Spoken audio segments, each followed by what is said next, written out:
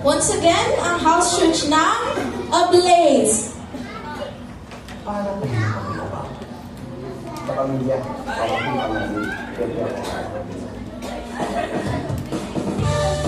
Yummy! Oh.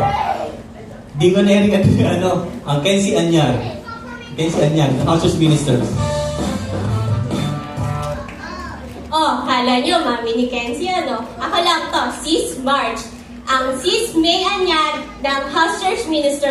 Konsa pa, relax ka lang dyan. I'm on the top of the world. And I'm Nanay Luz and Nanay Nena. Ang Vilma Santos, ang kalukalike ng Vilma Santos ng Bulihan.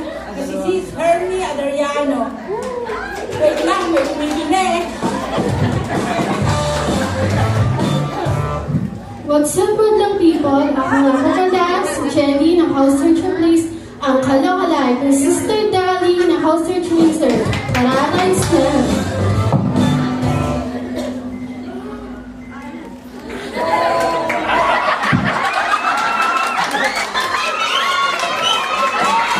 Next one ang mga pala ng Ablaze, ang Kyle Roque ng Ministers. Mami!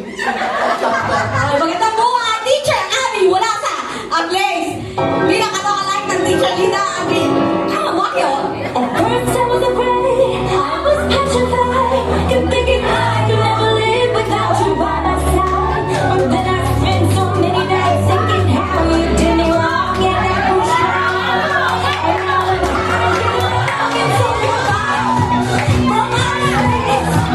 I just wanted to find you here, but that's not the face. I should have changed that to be like I should have made you a key, and I don't know what you want.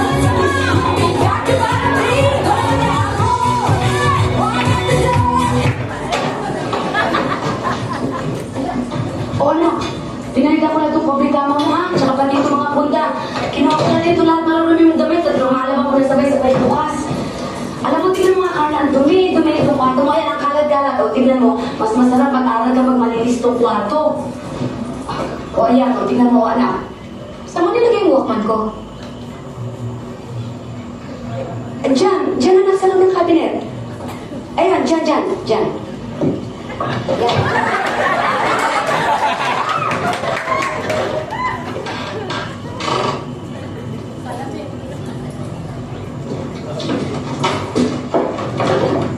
Ang laki-laki mo na. Akalain ko ba lalaki ka na ganyan kaganda, ha? Hoy! Mami muna!